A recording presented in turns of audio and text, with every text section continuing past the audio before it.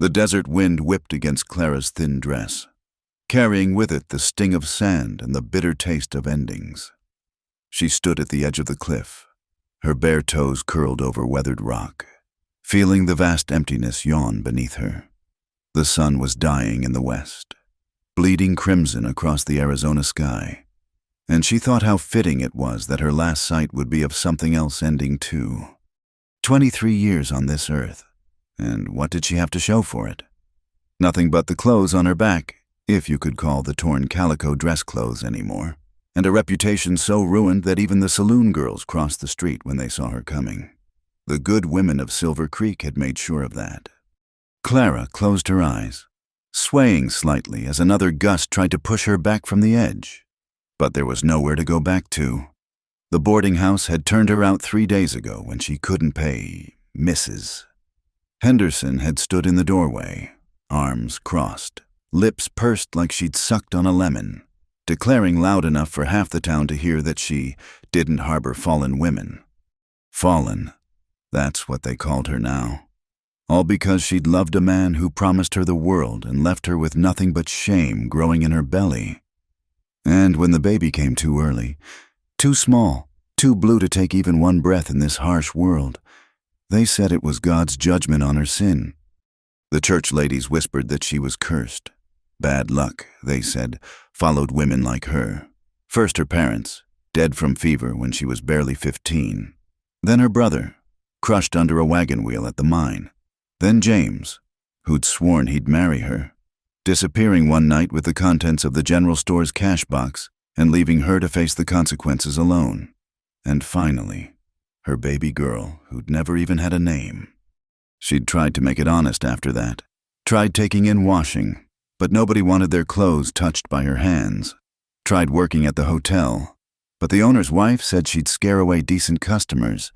Even the brothel at the edge of town wouldn't take her. Madame Rose said she brought too much trouble, that the other girls were superstitious about her curse. Clara opened her eyes and looked down. The canyon stretched below, a throat of shadow and stone. It would be quick, at least quicker than starving, which was the only other option left to her. She'd eaten her last meal, if you could call a handful of bitter mesquite beans a meal, 2 days ago. Her stomach had stopped hurting this morning, which she knew was a bad sign. She thought of her mother, how she used to brush Clara's hair every night and tell her she was destined for beautiful things. "You've got steel in your spine, my girl," she'd say. "Don't let this world bend you." But the world had done more than bend her. It had broken her into pieces so small she couldn't figure out how to put them back together. A coyote howled somewhere in the distance, and Clara took it as a sign. Even the wild things knew when something was about to die. She lifted one foot, ready to step into the nothing, to let the wind take her where all the used-up things went. "Don't jump."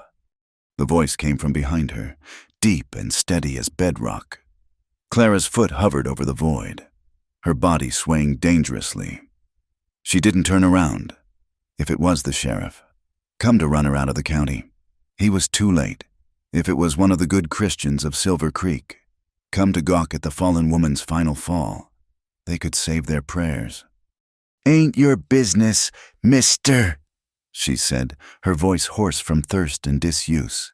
She hadn't spoken to another soul in days.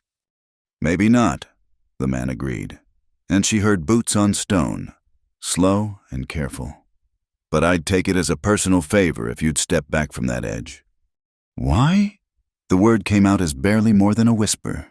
The wind tried to steal it, but somehow he heard, "Because I've stood where you're standing. Maybe not on this exact cliff, but close enough. And somebody asked me not to jump. Figure it's my turn to pass that favor along." Clara felt tears sting her eyes, which was strange because she thought she'd cried them all out months ago. There's nothing to step back to. There's always something, even if it's just sunset and sunrise and the time between. Pretty words won't fill an empty belly or fix a ruined name. "No," he said simply. "They won't." The honesty of it made her finally turn her head. The man stood about 10 feet away, hands loose at his sides, making no move to grab her. He was tall, lean in the way of men who worked hard and ate simple, with shoulders broad enough to carry heavy loads. His face was weathered by sun and wind, marked by lines that spoke of both laughter and sorrow. A scar ran from his left temple down to his jaw, silver white against sun-darkened skin, but it was his eyes that held her, gray as a winter sky, steady and calm, with shadows in their depths that said he understood something about pain. He wore work clothes, nothing fancy, canvas pants, a faded blue shirt, boots that had seen better decades. A battered hat hung down his back from a leather cord. Not a townsman. Then maybe a rancher or a drifter. "You planning to talk all night? Or you got a point?" Clara asked, trying to sound harder than she felt. "I've got a pot of beans and cornbread back at my place. Coffee, too. If you're not particular about it being mostly chicory. You look like you could use a meal." "I don't take charity. Didn't offer any. I need help with some mending. Got a shirt that's more whole than cloth, and my girl's dress hem is trailing in the dirt. You do the sewing. I'll provide the supper. Fair trade." Clara studied him, looking for the trick. Men didn't offer help without wanting something in return, and she had nothing left to give. "You don't know me." "Don't need to. Hungry is hungry, and tired is tired.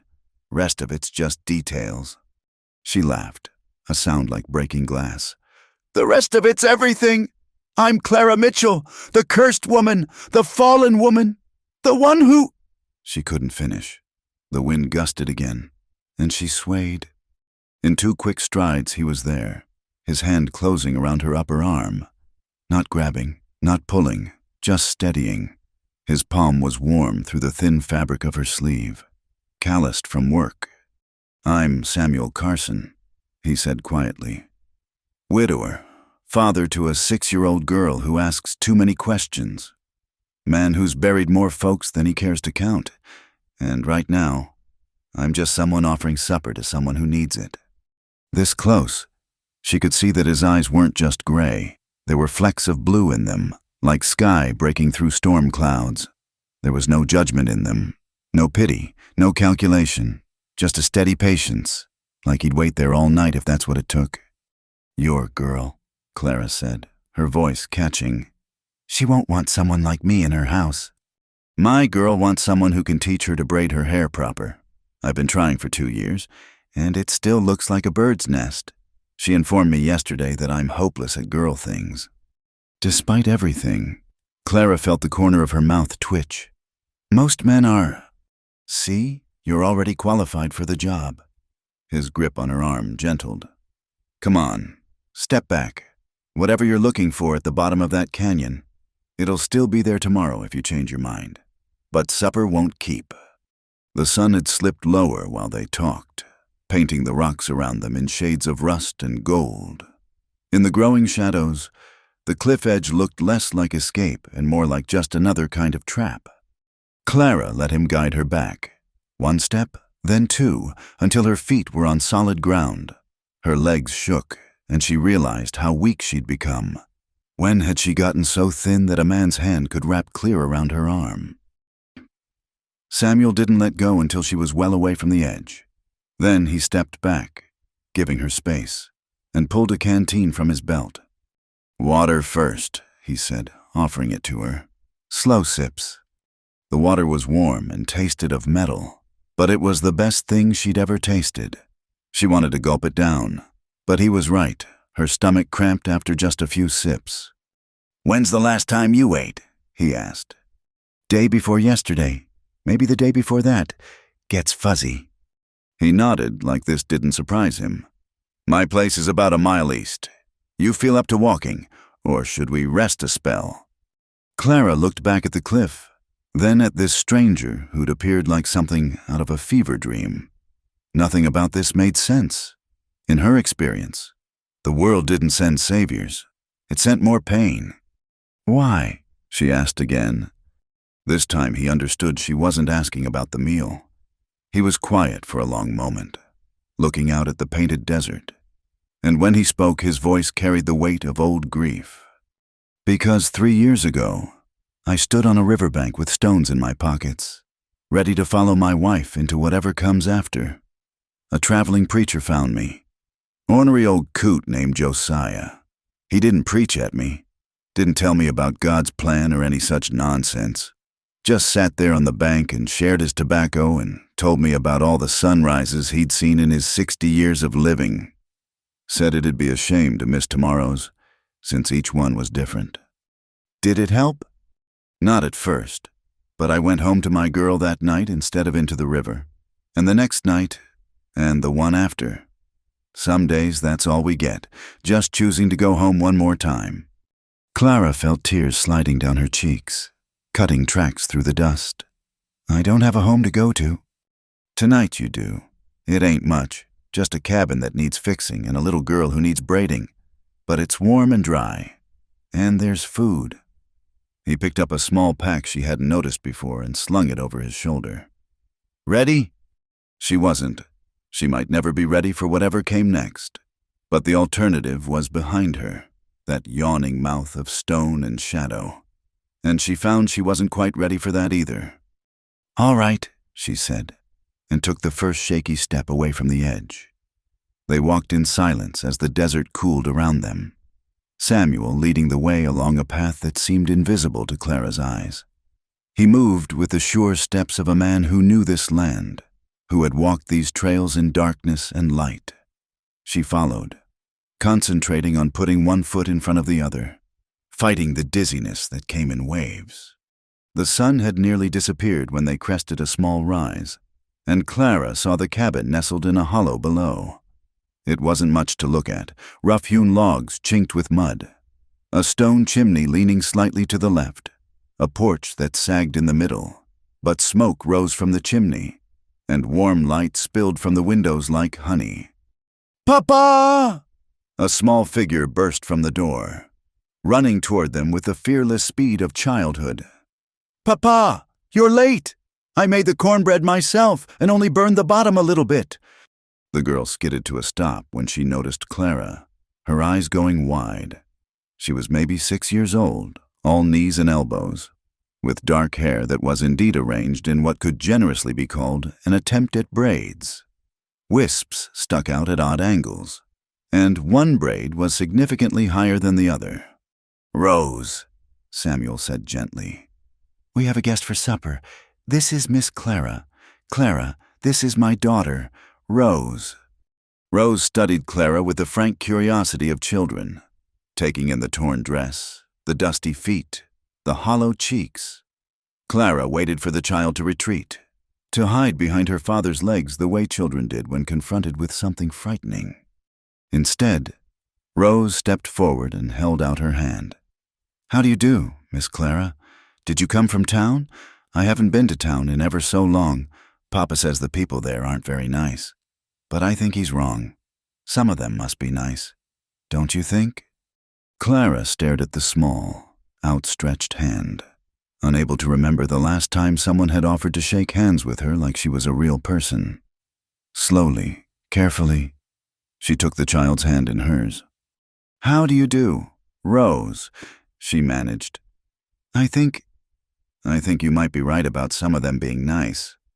"Come on!" Rose grabbed Clara's hand more firmly and started pulling her toward the cabin. "You can sit in Mama's chair. Nobody sits in it anymore. But I dusted it special this morning. I had a feeling someone might need it." Clara glanced back at Samuel, who was watching his daughter with a mixture of love and old sorrow. He nodded slightly, and Clara let herself be led.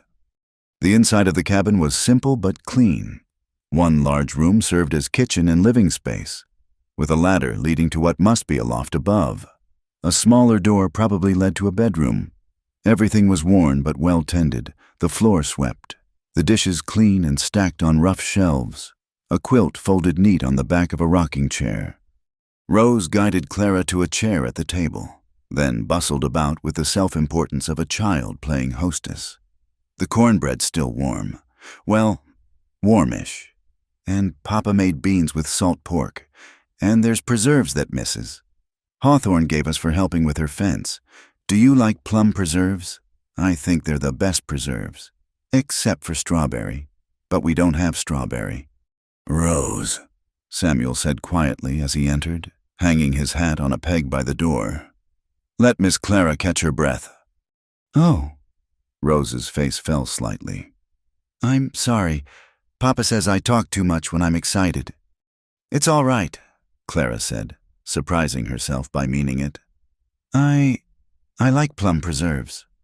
Rose beamed like Clara had given her a gift. Samuel moved about the kitchen with practiced efficiency, ladling beans into bowls, cutting thick slices of cornbread. The burned bottom that Rose had mentioned was barely noticeable. He set a bowl in front of Clara, along with the cornbread and a generous spoonful of preserves. The smell hit her like a physical thing, and her stomach cramped with want. She picked up the spoon with shaking hands, then hesitated. This felt like a dream, and she was afraid that if she took a bite, she'd wake up back on that cliff edge. Go on, Samuel said, sitting down across from her with his own bowl. It's nothing fancy, but it's filling. The first spoonful of beans nearly made her cry. They were simple, white beans cooked soft with onion and salt pork, but after days of nothing, they tasted like a feast. She forced herself to eat slowly, aware of Rose watching her with those bright, curious eyes. Papa found you walking, didn't he? Rose asked suddenly. He finds people sometimes, like Mr. Johannes, who was hurt by his mule, and that Mexican family whose wagon broke. Papa's good at finding people who need finding. Rose, Samuel said warningly. What? It's true. Rose turned back to Clara. Your dress is torn. I can see your elbow through it. Do you want to borrow one of Mama's dresses? They're in the trunk, and Papa won't mind. He keeps saying we should give them away, but then he doesn't. The silence that followed was heavy. Clara saw Samuel's jaw tighten, saw the way his hands stilled on his spoon. That's kind of you, Clara said carefully. But I couldn't. Sure you could. Rose interrupted. They're just sitting there not being worn. Mama would think that was silly. She always said dresses were meant to be worn, not saved. Rose? Samuel's voice was gentle but firm. Finish your supper. Rose subsided, but she kept sneaking glances at Clara throughout the meal. When Clara's bowl was empty, Rose jumped up before her father could move. I'll get you more. No, Clara started to protest, but the girl was already ladling more beans into her bowl. You're too skinny, Rose announced with a child's blunt honesty. Skinnier than Mrs. Patterson's chickens. And Papa says they're the scrawniest chickens in the territory. Despite everything, Clara felt her lips twitch. Well, we can't have me being skinnier than scrawny chickens. Rose giggled, a sound like bells in the quiet cabin. After supper, Samuel cleared the dishes while Rose showed Clara her treasures, a blue ribbon from last year's harvest festival, a rock shaped like a heart, a wooden doll with a painted face. Papa made her, Rose explained, holding up the doll. Her name is Josephine. He made her dress from one of Mama's old aprons. Clara touched the doll's carefully carved face. She's beautiful. Papa's good at making things. He made all our furniture, and the chicken coop, and he's teaching me to whittle. Look. Rose produced a small piece of wood that might, with generous interpretation, be considered horse-shaped. That's very good, Clara said, and found she meant it. There was something about this child's fierce pride that made her heart ache in ways she'd thought she was done with. Samuel returned from washing dishes, drying his hands on a cloth. Rose, time to get ready for bed. But Papa, no arguments. You can visit with Miss Clara more tomorrow. Rose's eyes lit up. She's staying. Samuel glanced at Clara. If she wants to, there's mending to be done, like I said. Oh, yes. Rose bounced on her toes. And you can teach me to braid proper. Papa tries, but he gets all frustrated and his fingers are too big. She scampered up the ladder to the loft before either adult could respond. They heard her moving around above. getting ready for bed with much more noise than seemed necessary for one small girl. Samuel moved to a trunk in the corner and opened it. Clara caught a glimpse of fabric, calico and gingham, carefully folded. He pulled out a dark blue dress, simple but well made, and held it out to her. "It'll likely need taking in some," he said quietly, "but it's whole." "I can't." "You can't do mending in a dress that's falling apart." His tone was matter of fact, but Clara saw the tension in his shoulders, the way he couldn't quite look at the dress he held. "There's a nightgown too, and other necessaries. Wash basins in the bedroom. Take your time." Clara took the dress with trembling hands. The fabric was soft, worn smooth by wearing and washing. It smelled faintly of lavender. "Your wife?" she said hesitantly. "How long?" 3 years come winter." He closed the trunk, his movements careful. "Fever took her. Took my boy too. He was just 2. The words hung in the air between them, heavy with shared understanding. Clara thought of her own baby, the weight of her that was no weight at all, the silence where there should have been crying. "I'm sorry," she whispered. "So am I." He straightened, gestured toward the bedroom door. "Go on, get cleaned up. I'll bank the fire and set up a pallet out here for tonight." "I don't want to put you out of your bed." "You're not. I often sleep out here anyway. Helps to hear Rose if she has bad dreams." Clara clutched the dress to her chest and moved toward the bedroom. At the door, she paused. "Mr. Carson, Samuel, why did you really stop me? Back there on the cliff." He was quiet for a long moment, staring at the fire. When he spoke, his voice was rough.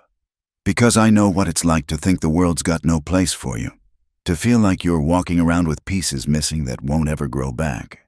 And I know what it's like to realize, maybe too late, that even broken folks can still be useful to somebody." "Papa," Rose's voice drifted down from the loft. "Will you sing the sleepy song?" Samuel's face softened. "In a minute, Rosebud." Clara slipped into the bedroom, closing the door softly behind her.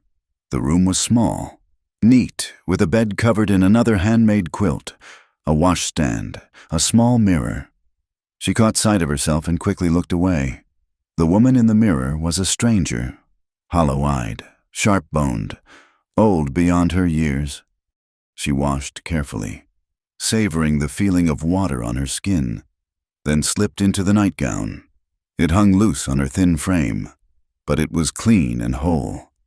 Through the door, she heard Samuel's voice, low and steady, singing something about stars and rivers and finding the way home. Clara sat on the edge of the bed and listened, tears sliding silent down her cheeks, for the first time in months. They weren't entirely tears of grief. There was something else mixed in, fragile as spun glass, but there nonetheless, the faintest whisper of hope. When the singing stopped and the cabin grew quiet, Clara lay down on the bed. She expected to lie awake, too stirred up by the day's strange turn to sleep. But the mattress was soft, the quilt warm, and her body was so tired. Just before sleep took her, she heard Samuel moving quietly in the main room, the rustle of blankets as he made his bed by the fire, standing guard. She realized, not over her, but over this small sanctuary he'd carved out of the harsh land, this place where broken people could rest for a while, could remember what it felt like to be human. Tomorrow would come with its own troubles. The good women of Silver Creek wouldn't have changed their minds about her.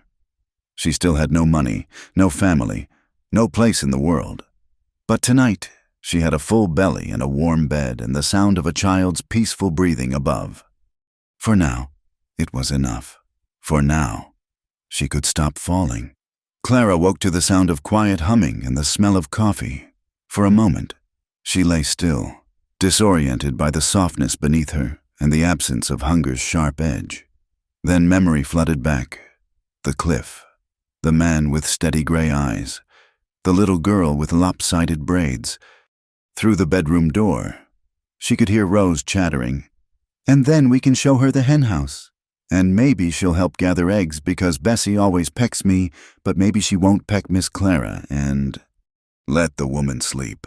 Rose. Samuel's voice rumbled. She's worn through. But it's already past sunrise. You always say we waste daylight if we sleep past sunrise. Clara rose quickly, not wanting to be thought lazy. The blue dress lay draped over the chair where she'd left it.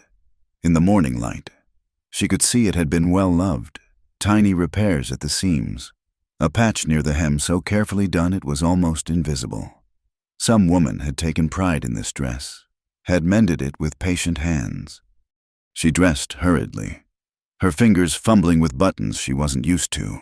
The dress was too big, as Samuel had predicted, hanging loose at the waist and shoulders. But it was clean and whole, and when she caught sight of herself in the small mirror, she looked almost respectable. When she emerged from the bedroom, she found Samuel at the stove and Rose at the table, swinging her legs and watching the door with bright expectancy. "Miss Clara?" Rose bounced up. "I saved you breakfast. Papa made flapjacks and I helped except when I dropped one on the floor, but we gave that one to Buck. That's our dog. He's outside and these ones are the good ones." "Sit," Samuel said without turning from the stove. "Coffee's hot." Clara sat, still feeling like she might wake from this strange dream. Rose pushed a plate toward her, flapjacks with a drizzle of molasses, more luxury than Clara had seen in months. "Papa says you're going to help with mending," Rose said, watching Clara eat with the intentness of a child who's been told not to stare but can't help herself. "Can you teach me too? Papa taught me to sew, but he says I need to learn proper stitches from a woman." "I'd be happy to," Clara said softly. Rose beamed. Then, with the sudden gravity children could summon, she leaned forward conspiratorially. "Do you know how to get tangles out? Papa pulls too hard and it hurts." "I know a few tricks." "Oh, good." Rose sat back, satisfied. "Mama used to sing when she brushed my hair. Do you know any songs?" The question hit Clara unexpectedly, bringing a memory of her own mother's voice, singing old hymns while she worked. She swallowed hard. "A few." Samuel set a cup of coffee in front of her, black and bitter with chicory, but hot. "Rose, why don't you go feed the chickens while Miss Clara finishes her breakfast?" "But Papa—" "Go on, take the scraps bucket."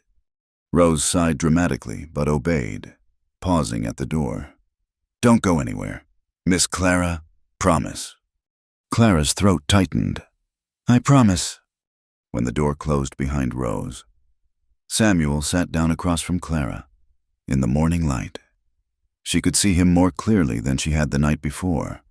The scar on his face was an old one, the kind that came from violence rather than accident. His hands, wrapped around his own coffee cup, bore the nicks and calluses of hard work. "She's taken with you," he said.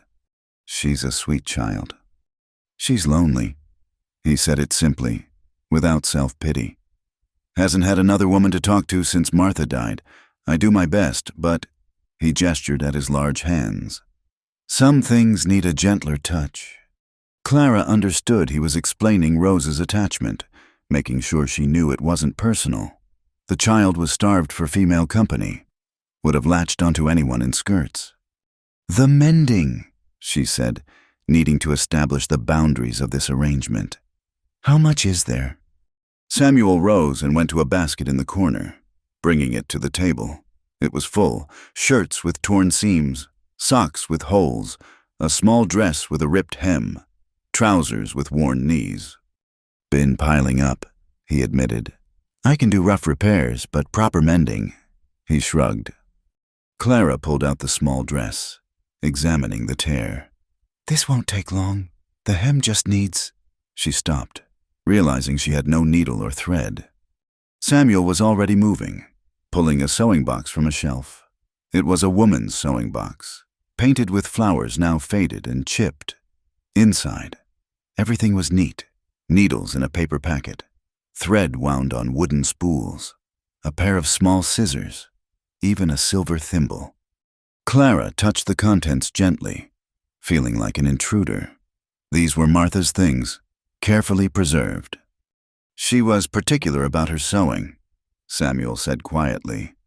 Said proper tools made for proper work. I'll be careful with them. I know. He moved toward the door. I'll be in the barn if you need anything. Got a harness that needs fixing. He paused at the door, not looking back. Take your time settling in. Rome wasn't built in a day, and neither is finding your feet again. After he left, Clara sat for a moment in the quiet cabin, overwhelmed by the simple kindness of being trusted with Martha's sewing box, of being left alone with all their worldly goods.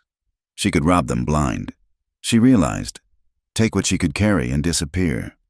But then she heard Rose's voice outside, singing to the chickens, and she picked up the needle instead. The work was soothing. Thread through needle, needle through cloth, the rhythm of stitches marking time. Her mother had taught her to sew when she was younger than Rose, and her hands remembered even when her heart had forgotten so much else. She was hemming Rose's dress when the door burst open. Miss Clara! Miss Clara! Rose ran in, clutching something in her cupped hands. Look what I found! She opened her hands to reveal a tiny blue egg, perfect and whole. First one of the season, Rose breathed. From the new hen, the one Papa said might not lay, but she did. Isn't it beautiful? It's perfect, Clara agreed, touched by the child's wonder at such a simple thing. We can have it for lunch. Rose carefully set the egg on the table, then noticed Clara's work. Oh, you're fixing my Sunday dress. Almost done. Want to watch? Rose pulled a chair close, observing with intense concentration as Clara finished the hem. Your stitches are so tiny. Papa's are big like horse teeth. Clara smiled, her first real smile in so long it felt strange on her face. Would you like to try? Could I? Clara found a scrap of cloth in the basket and showed Rose how to hold the needle, how to make small, even stitches. Rose's tongue poked out in concentration as she tried to copy Clara's movements. Like this? Just like that. You're a natural. Rose glowed at the praise. They worked in companionable silence for a while, Clara mending and Rose practicing. Then, inevitably, Rose began to talk. We used to live in town. Before, Papa had a store, Carson's Dry Goods, but after Mama and baby James died, we moved out here. Papa said the town had too many ghosts. Clara's needle paused. She understood about towns with too many ghosts. Do you miss it? Town? Rose considered this. Sometimes I had friends there, but I like it here too. It's quiet, and the stars are brighter, and nobody looks at Papa with sad eyes. She glanced up at Clara. They looked at him like he was broken. I didn't like that. No, Clara said softly. I don't imagine you did. Are you broken? Rose asked with a child's directness. You look sad like Papa did when we first moved here. Clara's throat tightened. How did you explain to a child about kinds of broken that couldn't be fixed? Maybe a little, she said finally. Rose nodded sagely. Papa says everybody's broken somehow, but he says broken things can still be useful, like our teapot with the chipped spout. It still pours fine, and the chair with the wobbly leg, we just put a book under it. Your Papa sounds like a wise man. He is. Rose returned to her stitching, then added matter-of-factly, he cries sometimes at night. He thinks I don't know, but I do. Do you cry at night? Clara's eyes burned. Sometimes. Maybe you won't cry so much here, Rose said hopefully. Papa cries less than he used to. Before the Clara could respond, Samuel appeared in the doorway. His shirt was damp with sweat, and there was a smudge of grease on his cheek. How are my ladies getting on? Miss Clara's teaching me proper stitching. Rose held up her practice cloth proudly. Samuel examined it with appropriate seriousness. Fine work. You'll be out sewing me in no time. I already out-sew you. Papa, your stitches are like... Horse teeth, I know. He ruffled her hair. further disturbing the already messy braids. "I came to see about lunch. That soup from yesterday won't eat itself." They ate simply: reheated bean soup, cornbread, the precious egg fried and divided 3 ways. Clara insisted on the smallest portion, but Rose snuck bites onto her plate when she thought Clara wasn't looking. After lunch, Samuel returned to his work, and Rose helped Clara clear the dishes. As they worked, Clara noticed the girl scratching at her scalp. "When's the last time your hair was properly brushed?" Rose made a face. "Papa tried yesterday, but he gave up when I started crying. He said I was being dramatic, but it really did hurt." "Would you like me to try?" Rose's eyes widened. "Would you, really?" Clara found a brush, another relic of Martha's, and had Rose sit on the floor in front of her chair. The child's hair was indeed a disaster, the attempted braids now mostly undone and full of snarls. "This might pull a little," Clara warned. "That's what Papa always says right before it pulls a lot." Clara started at the ends, working her way up slowly, carefully teasing out each tangle. As she worked, she found herself humming, an old lullaby her mother used to sing. "That's pretty," Rose said, sitting still for once. "What is it?" "Just something my mother sang. Will you teach it to me?" So Clara sang softly as she worked, teaching Rose the simple words. The child's voice joined hers, sweet and clear. When the tangles were gone and Rose's hair lay smooth and shining, Clara divided it into sections. "Now for the braids." "Make them even, please," Rose requested. "Papa always makes one higher than the other, and the children in town used to laugh." Clara's hands moved automatically, muscle memory from braiding her own hair, her mother's, the neighbor children's back when she'd been welcome in decent homes. Soon, Rose sported 2 neat braids, tied with the blue ribbon from her treasure collection. Rose ran to the small mirror by the door, gasping with delight. Oh, I look like a proper girl." "You always looked like a proper girl." "But now I look like a girl with a mother," Rose said, then immediately clapped her hand over her mouth. I didn't mean—" "It's all right," Clara said gently, though the words were like a knife between her ribs. "I know what you meant." Rose flew back to her, throwing small arms around Clara's waist. "Don't be sad. I didn't mean to make you sad." Clara found herself returning the embrace. This child who smelled of sunshine and chicken feathers and innocence. "I'm not sad." It wasn't quite true, but it wasn't quite a lie either. She was sad, yes, but for the first time in months. She was something else too. Needed, maybe, or just present. Here in this moment instead of lost in the past or fearful of the future. When Samuel came in for supper, he stopped short at the sight of Rose's neat braids. "Well, look at you, Rosebud, pretty as a picture." "Miss Clara did it, and she taught me a song and proper stitching, and she didn't pull too hard even once." Over Rose's head, Samuel's eyes met Clara's. Something passed between them, not attraction or even friendship. Not yet, just recognition. 2 broken people doing their best to keep going, to keep one small girl safe and happy in a hard world. "Thank you," he said simply.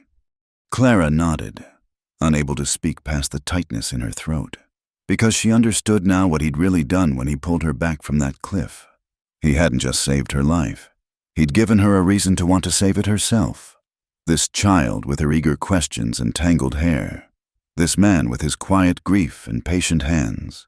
This cabin with its mended chairs and chipped teapot. Broken things that still worked, still mattered.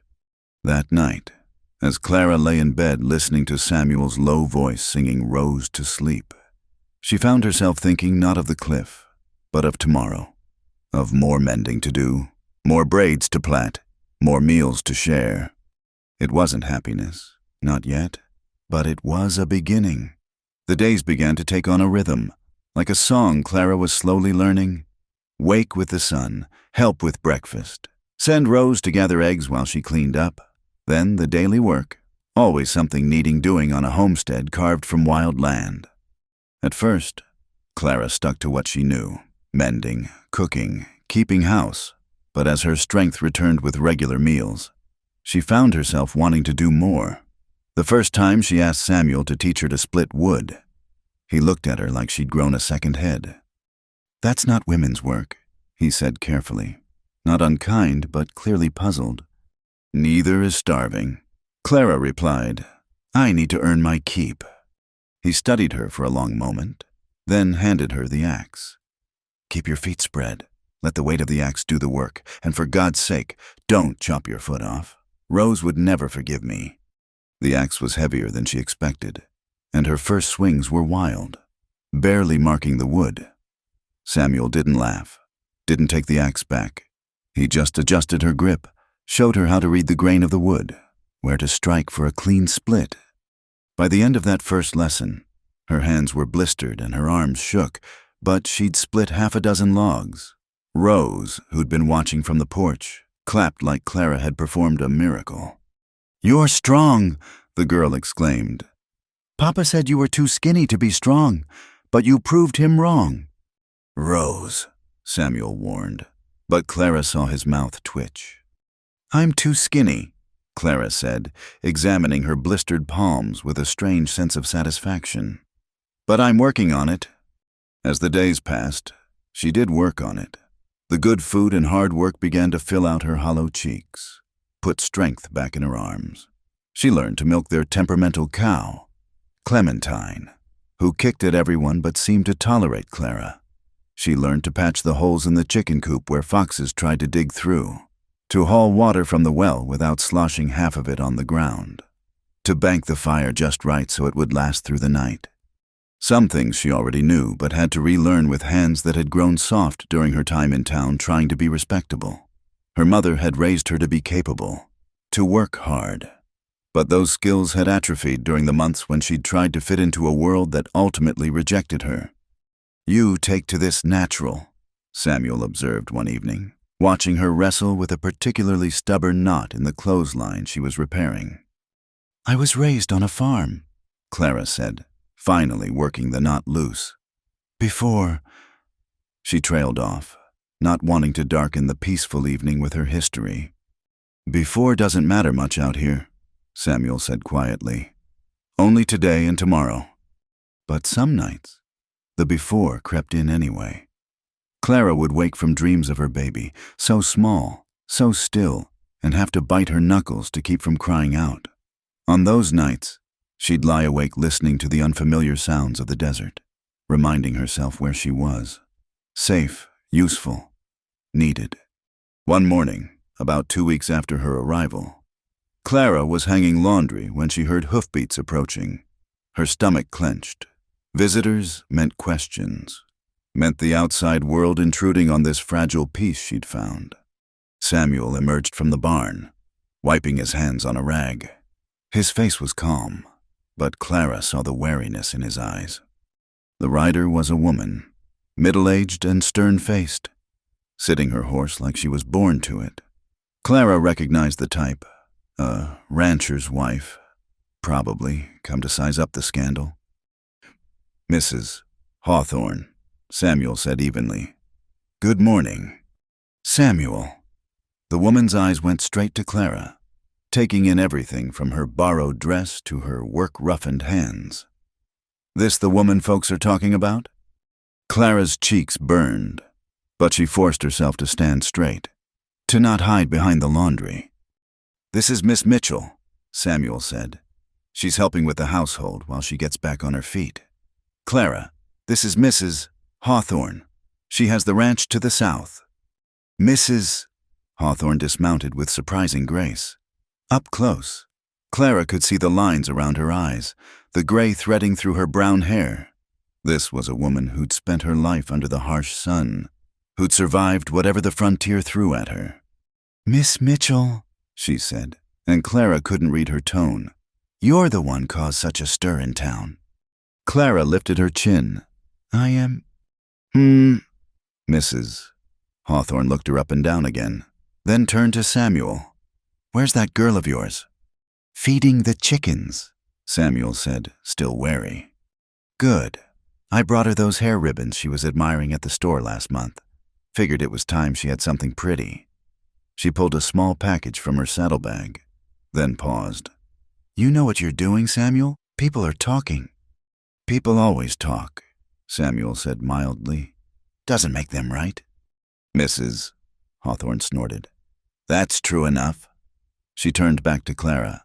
You cook? Yes, ma'am. Good.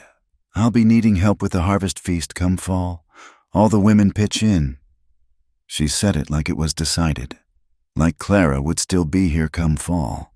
Like she'd be welcome at a community gathering. My arthritis isn't getting any better. And Lord knows I could use an extra pair of hands that know their way around a kitchen. Clara's throat tightened. Thank you.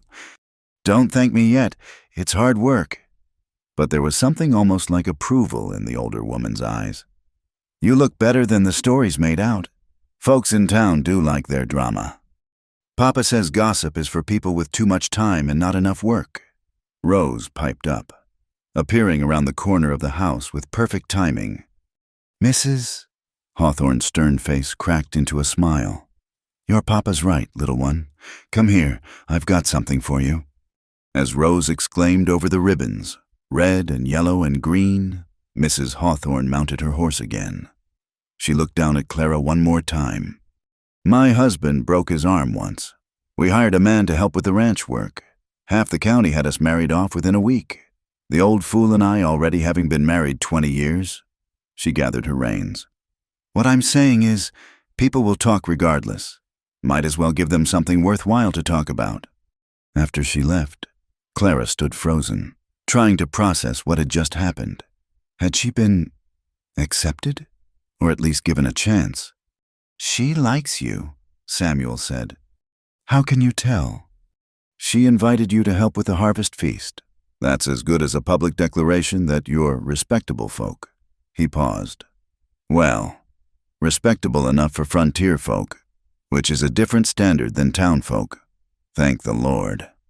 That afternoon, Clara attacked the woodpile with new determination. Each swing of the axe felt like defiance, like building something instead of just surviving. Rose sat nearby, practicing her stitches and chattering about everything and nothing. Miss Clara, do you think rabbits dream? I think they must, because sometimes our rabbit twitches his nose when he's sleeping, like he's smelling dream carrots. The sun was brutal, and sweat soaked through Clara's dress. Her hands, still tender from her first attempts, screamed with each impact. But she kept swinging, kept splitting, building the pile higher. That's enough, Samuel said, appearing beside her. You'll wear yourself out. I'm fine. She swung again, felt the satisfying crack of wood splitting clean. Clara! His hand closed over hers on the axe handle, stilling her movement. You don't have to prove anything? She looked up at him. This man who'd pulled her back from the edge without asking anything in return. His gray eyes were steady, understanding. I'm not trying to prove anything, she said. I'm trying to build something, to be useful. You are useful. You've brought order to this house, taught Rose things I couldn't, made her smile like... He stopped, released her hand. Just don't hurt yourself in the process. We need you whole. We need you... The words echoed in Clara's chest as she reluctantly set down the axe. When was the last time anyone had needed her? Not wanted her for what they could take, but needed what she could give. That evening, as she helped Rose wash up for bed, the girl was unusually quiet. What's on your mind, little one? Clara asked, working soap through Rose's hair. Mrs. Hawthorne said people are talking about you being here. Rose's voice was small. Are you going to leave? Clara's hand stilled. Do you want me to leave? No. Rose twisted around, soapy water dripping. I want you to stay forever and ever, but Papa says we can't always have what we want. Your Papa's right about that too. Clara gently turned Rose back around, resumed washing her hair. But I'm not planning on leaving, not unless you and your Papa want me to. We don't, I asked Papa and he said you fit here like you were meant to be here all along. Rose was quiet for a moment. I think Mama would have liked you. Clara's eyes burned. What makes you think that? Because you're strong but gentle. Papa says Mama was like that. She could birth a calf in the morning and bake bread in the afternoon. And she sang while she worked, like you do. Clara hadn't realized she'd been singing. It had crept back gradually, like color returning to a gray world. Little humming as she cooked, old hymns while she worked, lullabies for Rose at night. Tell me about her, Clara said softly. So Rose did, painting a picture of a woman who'd been the center of their world. Martha had come from back east, a schoolteacher who'd fallen for a young shopkeeper with dreams of building something in the West. She'd adapted to frontier life with grace and determination, had made their house in town a gathering place for other women, had started a library in the back of the store. And then she got sick, Rose said matter-of-factly. The fever came fast. Baby James died first, then Mama. Papa tried everything, but God wanted them more than we did, I guess. Clara rinsed Rose's hair in silence, thinking of her own losses, of how unfair it seemed that some families had too much love to lose, while others never got the chance to begin. Later, after Rose was asleep, Clara found Samuel on the porch, watching the stars. She sat beside him, not speaking. Sometimes the most important things couldn't be said with words. She told you about Martha? He said after a while. She did. Rose remembers her better than I expected. She was only 3 when... He cleared his throat. I'm glad. I want her to remember. She will. Children hold on to love like that. He looked at her sideways. You sound like you know. I remember my mother. Little things. How she smelled like lavender and bread dough. How she'd tuck my hair behind my ear when it fell in my face. How she'd hum when she thought no one was listening. Clara pulled her knees to her chest. Love leaves marks, good ones. They sat in comfortable silence, watching the stars wheel overhead.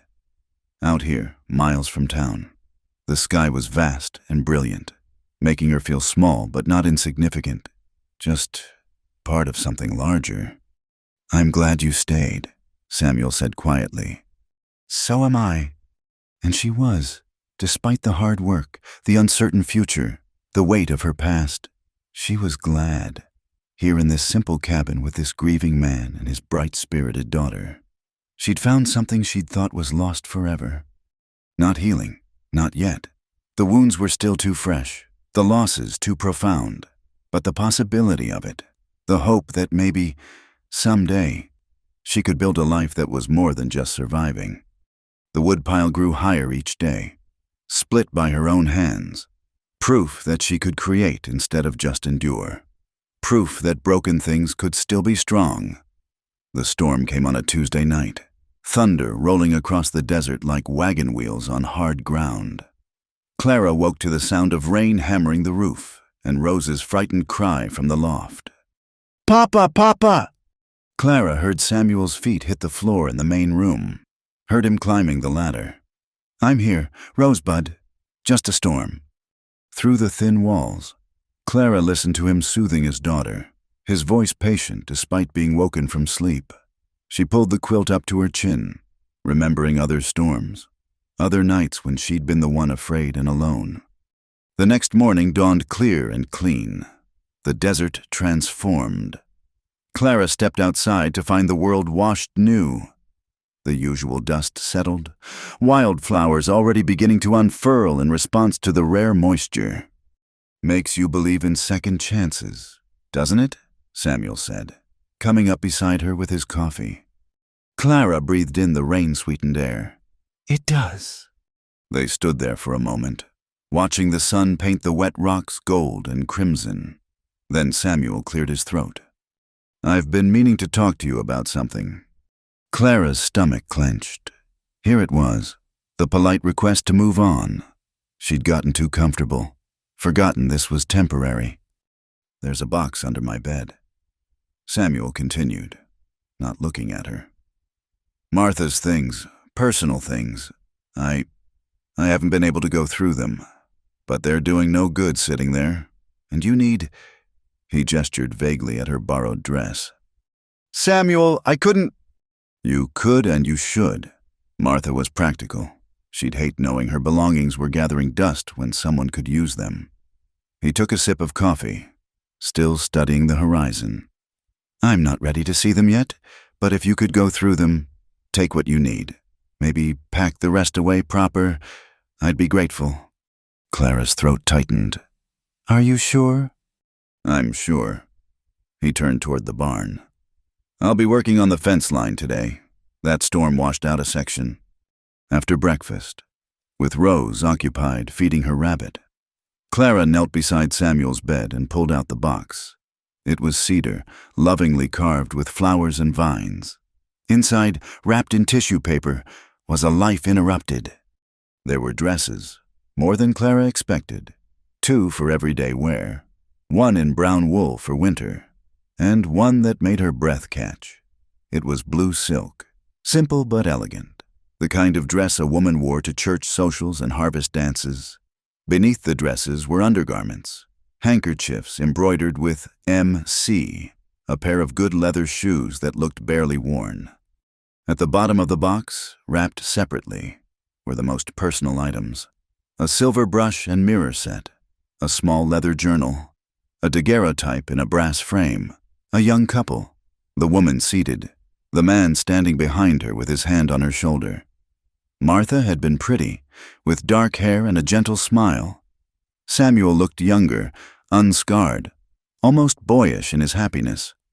Clara touched the image gently, thinking of her own lost love, the promises that had turned to dust, but where James had been weak, fleeing at the first sign of trouble.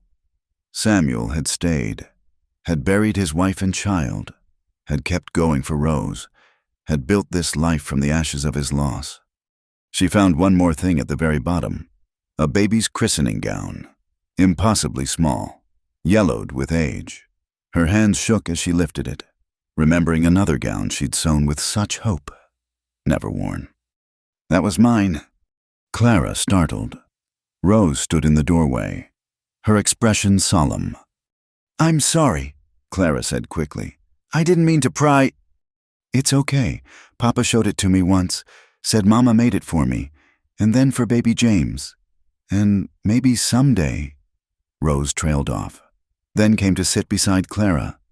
"Are you crying?" Clara wiped her cheeks, surprised to find them wet. "I suppose I am." "Because of the baby dress?" "Yes." Rose was quiet for a moment. Then, with the devastating wisdom children sometimes possessed, she said, "Did you have a baby that died too?" Clara's breath caught. "Yes." "What was its name?" She didn't have one. She came too early." Rose considered this. "That's sad. Everything should have a name, even if it's just for a little while." They sat in silence, the christening gown spread across Clara's lap. Finally, Rose asked, "Do you think they're together? All the babies who died? Do you think they play together in heaven?" "I hope so," Clara whispered. "Me too. Then they're not lonely."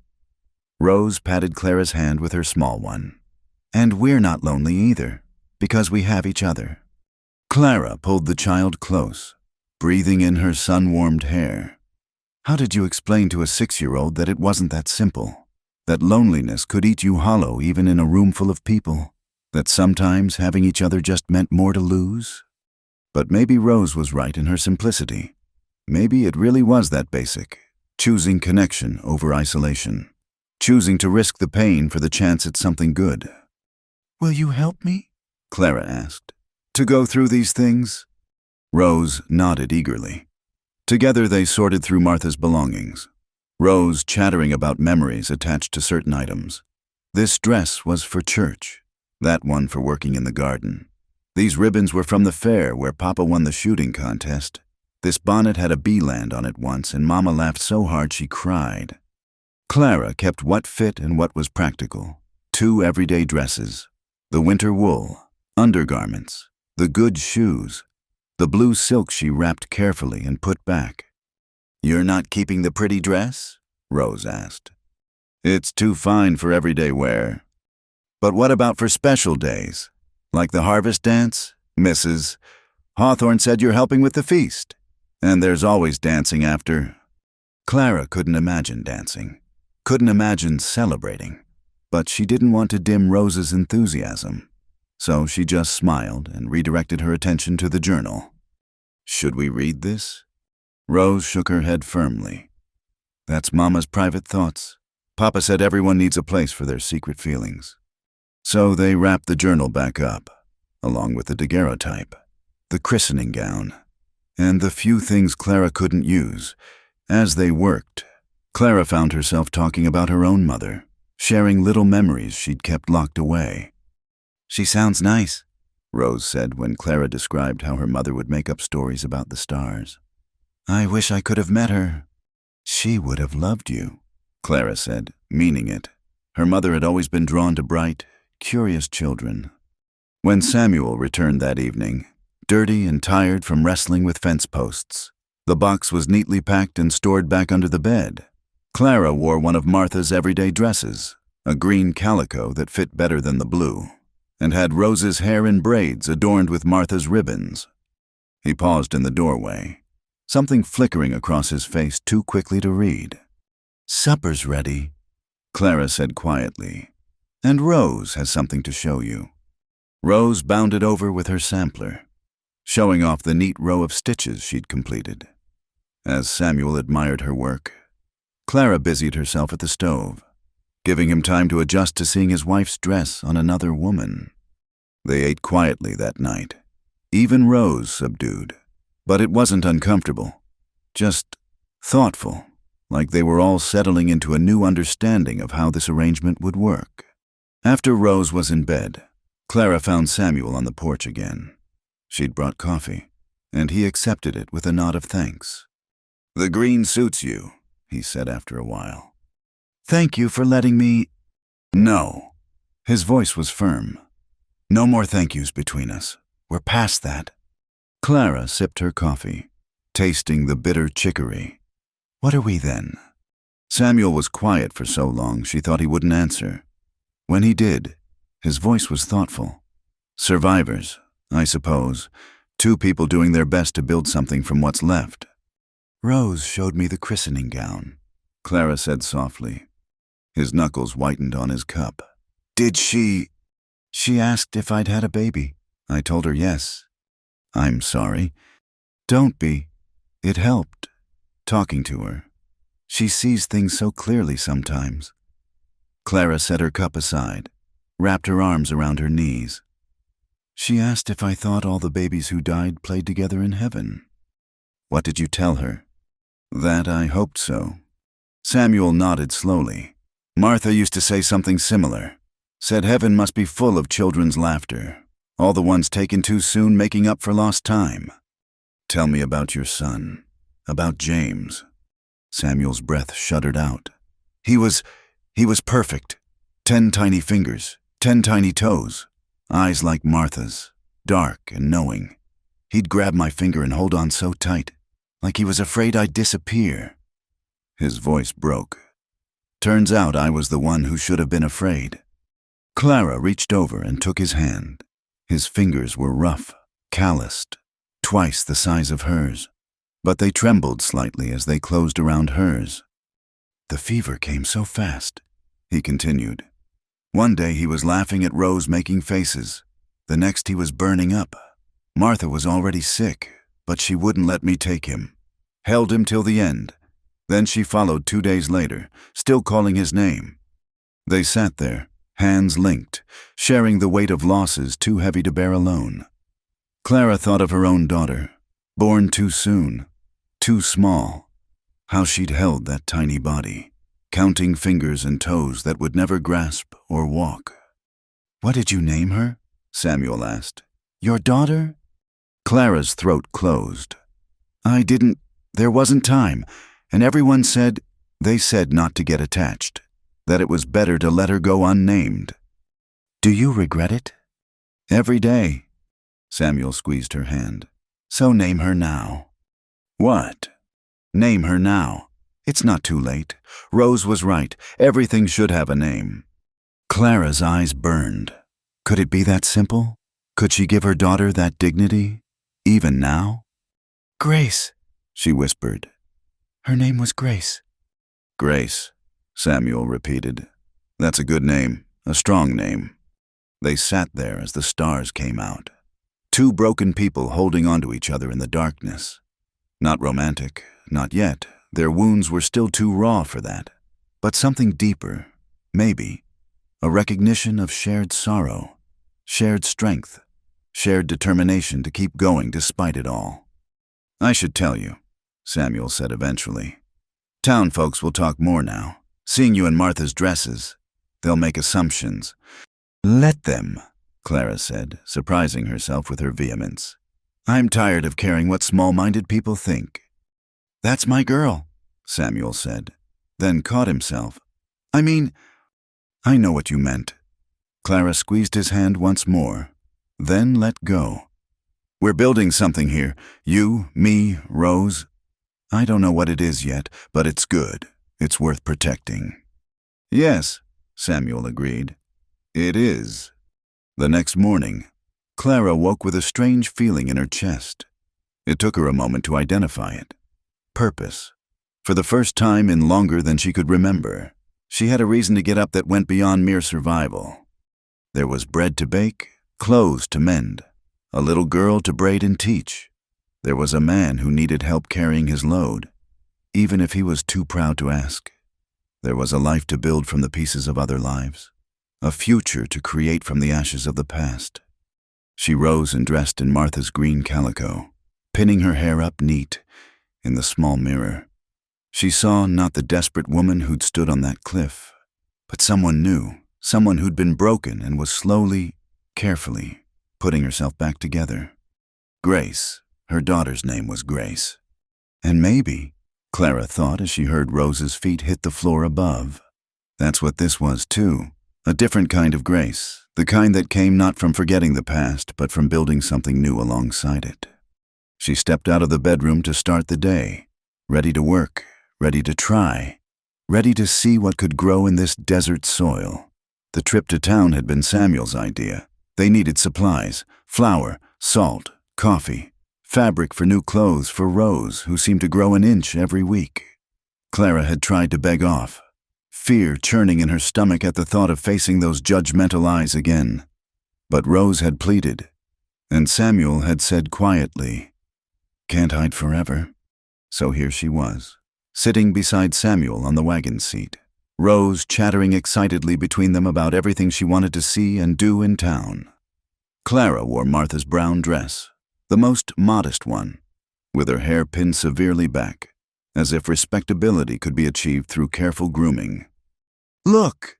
Rose pointed ahead. "There's the church steeple, and Mr. Porter's store.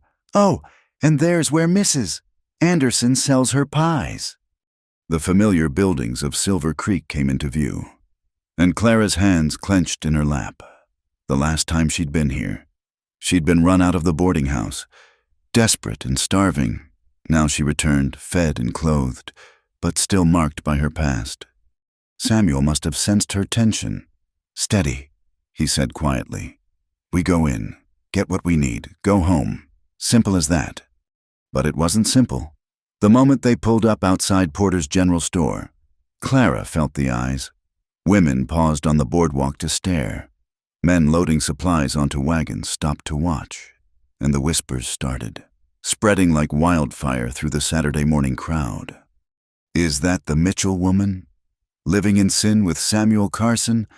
That poor child, exposed to such influences. Bold as brass, showing her face here. Samuel helped her down from the wagon, his hand firm on her elbow. "Ignore them," he said under his breath. Rose, oblivious to the tension, grabbed Clara's other hand. "Can we look at the ribbons first, please?" Inside the store, Mr. Porter greeted Samuel with careful neutrality, his eyes sliding over Clara like she wasn't there. Other customers were less subtle, stepping back as if she carried disease. mothers pulling their children closer. Clara kept her head high, focusing on Rose's happy chatter as they gathered supplies. She could do this. For Rose, for Samuel, for herself. She could endure their judgment. They were examining bolts of fabric when she heard the voice that made her blood run cold. Well, well, Clara Mitchell. Mrs. Henderson stood there, the boarding house owner who'd thrown Clara out. She was flanked by two other women, all wearing expressions of righteous disapproval. I'm Mrs. Henderson, Clara said quietly. I must say, I'm shocked to see you here, and in decent woman's clothing, no less. Her eyes raked over Martha's dress with knowing malice. Though I suppose we all know how you came by them. Is there something you need, Mrs. Henderson? Samuel's voice was calm, but Clara heard the steel underneath. Just expressing my concern, Mr. Carson. After all, we have a responsibility to protect the moral fabric of our community. She looked pointedly at Rose, especially the innocent. Rose pressed closer to Clara, confused by the tension. Clara's protective instinct flared. Rose, why don't you go pick out those ribbons? She suggested gently. But, go on, I'll be right here. After Rose moved away, Clara turned back to Mrs. Henderson. If you have something to say it plain. Very well. You're a disgrace, a fallen woman playing house with a grieving widower, corrupting his child. That's enough. Samuel's voice cut through her speech like a blade. Clara is a member of my household, helping with domestic duties in exchange for room and board. Everything is proper and above board. Mrs. Henderson sniffed. A likely story. We all know what kind of help she provides. Heat flooded Clara's face, but before she could respond, another voice joined the conversation. My goodness, Prudence, you do go on. Mrs. Hawthorne stood there, basket on her arm, looking amused. Here I thought we were Christian women, not gossip mongers. Edith. Mrs. Henderson's voice was tight. I'm simply concerned. You're simply bored. Mrs. Hawthorne interrupted. And mean-spirited to boot. This young woman is helping with my harvest feast preparations. Are you suggesting I'd associate with someone improper? The challenge hung in the air. Mrs. Hawthorne was respected. Her ranch one of the most successful in the territory. To question her judgment was to risk social consequences. Of course not, Mrs. Henderson said stiffly. I merely nothing. Now, if you'll excuse us, Miss Mitchell and I need to discuss menu planning. She linked her arm through Clara's, steering her away. Come along, dear, and Samuel. Bring that child before she convinces you to buy out the entire ribbon display. They escaped to a quieter corner of the store, where Mrs. Hawthorne released Clara's arm. Thank you, Clara whispered. Nonsense. Prudence Henderson is a dried-up old biddy who delights in others' misfortune. She studied Clara shrewdly. Though you'd best develop a thicker skin if you plan to stay. This won't be the last time. I know. Do you? It's one thing to face them yourself, another to watch them go after the child. Clara's stomach clenched. She'd been so focused on her own shame. She hadn't considered how it might affect Rose. Mrs. Hawthorne's expression softened. I'm not saying give up. Lord knows this territory needs more women with backbone. Just be prepared. And Samuel? He'd approached with Rose, who was clutching several ribbons triumphantly. Ma'am? You might consider making things more official, for appearance's sake. She gave them both a meaningful look, then swept away to continue her shopping. The ride home was quiet, even Rose subdued by the morning's tensions. Clara stared at her hands, folded in her lap, feeling the weight of every stare and whisper. I'm sorry, she said finally. I've brought trouble to your door. Our door, Samuel corrected. And the trouble was already there, Small minds always find something to pick at. But Rose. Rose is fine. Aren't you, Rosebud? I didn't like those mean ladies. Rose said, They looked at Miss Clara like she was bad, but she's not bad. She's good. She makes the best biscuits and tells the best stories and braids my hair pretty. Clara's eyes burned. Thank you, sweetheart. Why were they so mean? Rose persisted. Samuel sighed. Sometimes people judge others for things that aren't their business. They think they know the whole story when they only know pieces. That's stupid, Rose declared. Rose. Well, it is. Miss Clara is good and kind, and she was sad, but now she smiles sometimes, and we're happy she's with us. Why do they care? Out of the mouths of babes, Clara thought. Why did they care indeed? Back at the homestead, they unloaded supplies in silence. Rose ran off to show her ribbons to her rabbit, leaving the adults alone. Mrs. Hawthorne had a point, Samuel said quietly.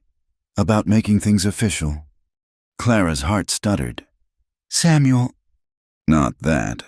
Color touched his cheeks.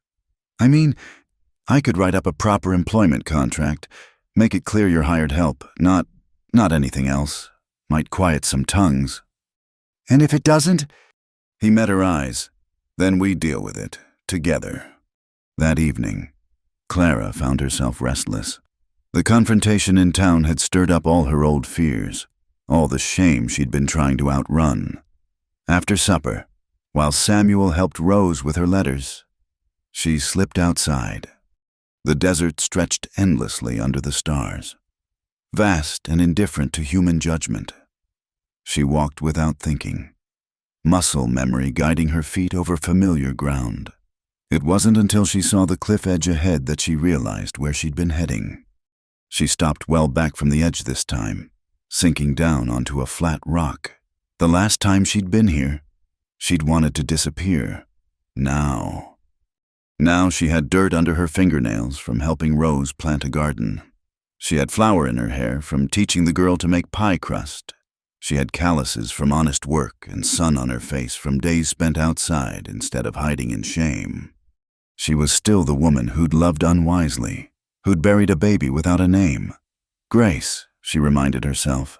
Her name was Grace. She was still the fallen woman of Silver Creek's gossip. But she was also Clara, who made the best biscuits, who braided hair pretty, who'd brought order to a grieving household. Thought I might find you here. She didn't startle at Samuel's voice. Somehow, she'd expected him. How did you know? You had that look. The one from the first night. He sat beside her, careful to leave space between them. They got to you today. I thought I was stronger. Thought I'd stopped caring what they think. Caring what folks think is human. It's when you let it drive you that it becomes a problem. They sat quietly, looking out at the star-painted desert. I won't let them hurt Rose, Clara said firmly. If my presence brings harm to her, the only harm would be you leaving. His voice was rough. That child has smiled more in the past month than in the past year. You did that. She did it herself. I just helped her remember how. Same could be said for all of us. The words hung between them, weighted with meaning. Clara thought of Samuel's smiles, rare but genuine, coming more frequently these days. Of the way he hummed sometimes while working, the way he'd started telling stories at dinner again. I should have died that night, she said quietly. On this cliff, that was the plan. Plans change. Yes. She picked up a small stone, rolled it between her fingers. Rose asked me once if I was broken. I told her maybe a little. She said broken things can still be useful. Wise child. Gets it from her father. Samuel huffed a soft laugh. More likely from her mother. Martha always saw the best in things. In people. He paused. She would have liked you, I think. Would have admired your strength. I don't feel strong. Strength isn't about not feeling scared or hurt. It's about keeping going anyway. He stood, offered her his hand. Come on, let's go home. Home. The word settled in Clara's chest, warm and terrifying. When had the cabin become home? When had this man and child become her people? She took his hand, let him pull her to her feet, but instead of releasing her immediately, he held on, his calloused fingers gentle around hers. Clara, what, Mrs.? Hawthorne suggested, making things official. You already said an employment contract. That's not what she meant, and you know it. Clara's breath caught. Samuel, we can't. I'm not. I know. His thumb brushed over her knuckles. Just once. We're both too raw for anything like that, but maybe someday, when we're both more healed, would that be something you might consider? The question hung in the desert air like a promise, like a prayer. Clara thought of all the reasons to say no, her reputation, her past, the gossips who would never let her forget. Then she thought of Rose's laugh, of Samuel's steady presence, of the life they were building together day by day. Someday, she whispered. Maybe someday. He squeezed her hand once, then let go. They walked back to the cabin together, not touching but close, the understanding between them as delicate and precious as desert rain. Inside, Rose had fallen asleep over her slate, head pillowed on her arms. Samuel gathered her up gently, carrying her to the loft. Clara cleaned up the dinner dishes, listening to him settle his daughter for the night. This was her life now, not the one she'd planned, not the one she'd lost, but something new, something worth protecting, worth fighting for. Let them gossip, she thought. Let them whisper and judge and condemn. She had work to do, a child to raise, a home to tend, and maybe, someday, a chance at something more. For now, that was enough. For now. She would stand firm against their judgment, rooted in this new life like the desert plants that bloomed despite the harsh conditions. She was Clara Mitchell, fallen woman of Silver Creek. But she was also Clara who made the best biscuits, who could split wood and mend clothes and braid hair. Clara who'd named her daughter Grace. Clara who'd stepped back from the cliff and chosen to live. That had to count for something. And if it didn't count in town, well, it counted here, in this cabin. With these people, it counted. And that was what mattered. Summer settled over the desert like a heavy blanket, bringing days so hot the chickens sought shade by noon and evenings that painted the sky in shades of fire. Clara had been with them for 2 months now, and the rhythms of the household had shifted to accommodate her presence as naturally as the desert adapted to rain. She rose before dawn to start the bread, worked alongside Samuel in the garden they'd planted, taught Rose her letters in the afternoon shade. The girl was quick, eager to learn, soaking up knowledge like the desert earth absorbed water. C-A-T, Rose spelled out carefully one afternoon, her tongue poking out in concentration. Cat, like Mrs. Hawthorne's tabby. Very good, Clara praised. Now try this one. She wrote new letters on the slate, watching Rose puzzle them out. They were sitting on the porch, seeking relief from the heat inside. Samuel was visible in the distance, mending fence, his shirt soaked with sweat. H-O-M-E. Rose sounded out slowly. Home, that's us. Clara's heart squeezed. Yes, sweetheart, that's us. It had become true somewhere along the way. The cabin was no longer just shelter but home, filled with the small touches she'd added, curtains sewn from fabric Samuel had bought in town, wildflowers in a jar on the table, Rose's drawings tacked to the walls. Miss Clara? Rose's voice pulled her from her thoughts. Why don't you call Papa by his first name? Mrs. Hawthorne calls Mr. Hawthorne Jack sometimes. Heat that had nothing to do with the weather touched Clara's cheeks. Well, that's different. They're married. Are you going to marry Papa? The question hung in the air like dust motes in sunlight. Clara searched for an answer that was honest but appropriate for a 6-year-old. I don't know. Rose, marriage is Complicated. Why? If you love someone, you marry them. That's what Mama told me. Your mama was right, but love takes time to grow. Like the beans in our garden, you can't rush them. Rose considered this. I love you. Does that count? Clara pulled the girl close, blinking away sudden tears. That counts for everything. Samuel appeared around the corner of the house, dusty and tired. He paused at the sight of them, something soft crossing his face. What are my girls plotting? He asked, his voice warm. My girls? He'd been saying it more often lately, the words slipping out natural as breathing. Miss Clara's teaching me to spell. Rose showed him the slate proudly. And we talked about love and beans. Samuel's eyebrows rose. That's quite a combination. Love is like beans.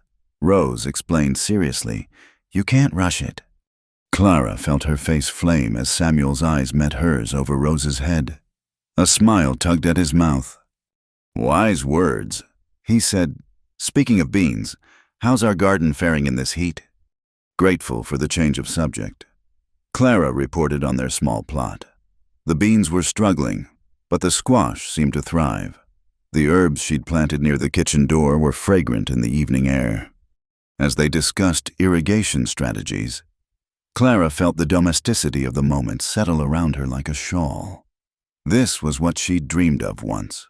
A home, a partner to share the work, a child's laughter. It wasn't how she'd imagined it coming about, but it was real and good and hers. That evening, after Rose was asleep, Clara found Samuel on the porch as usual. She'd taken to joining him some nights, when the restlessness wouldn't let her sleep. They'd sit in companionable silence or talk quietly about the day's work, the comfortable conversation of people who'd learned each other's rhythms. Rose asked me today if we were getting married, Clara said without preamble. Samuel's hand stilled on his whittling. What did you tell her? That love is like beans. You can't rush it. A surprised laugh escaped him. That's one way to put it. They lapsed into silence. But it was charged now, awareness crackling between them like heat lightning. Over the past weeks, Clara had noticed things. The way Samuel's eyes lingered on her when he thought she wasn't looking. How he found excuses to touch her hand when passing tools or dishes. She'd felt her own awareness growing too. A warmth that had nothing to do with desert summer. Clara, he said finally, I need to say something. Her heart kicked against her ribs. All right.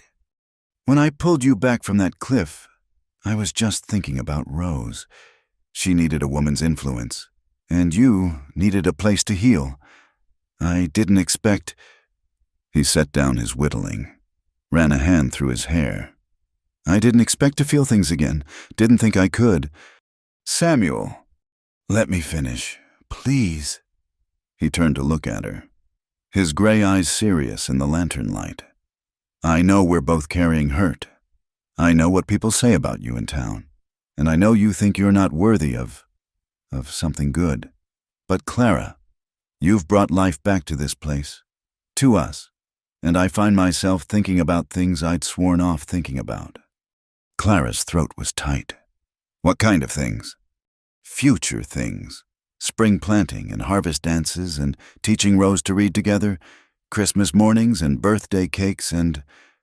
He paused, swallowed hard. And maybe not sleeping alone for the rest of my life. The words hung between them, fragile as spun glass. Clara thought of all the reasons to pull back, to protect herself and him from the inevitable pain.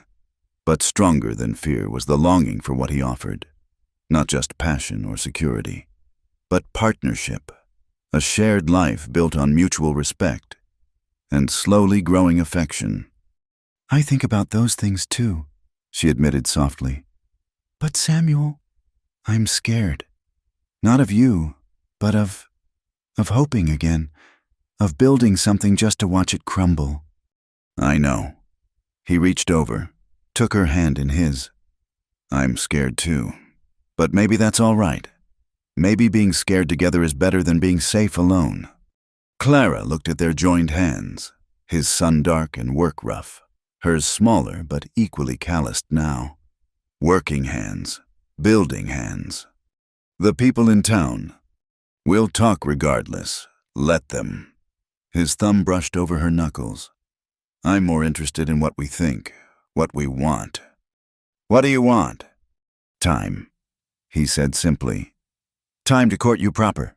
Time for Rose to adjust to the idea. Time for us to be sure this is real and not just two lonely people reaching for comfort. Clara felt something ease in her chest. Not a rush to the altar to quiet gossip, but a slow, careful building of something solid. I'd like that, she said, though I'm not sure what proper courting looks like out here. Samuel smiled, and it transformed his face, made him look years younger. Neither am I, but we'll figure it out. He lifted her hand, pressed a gentle kiss to her palm. Such a simple gesture, but it sent warmth flooding through her. Samuel? She said as he released her hand. Yes? Thank you for seeing me as more than my past. Thank you, he replied, for helping me see there's still a future. Over the following weeks, their courtship unfolded in small, sweet ways. Samuel brought her wildflowers from his fence-mending trips. Clara packed special treats in his lunch pail.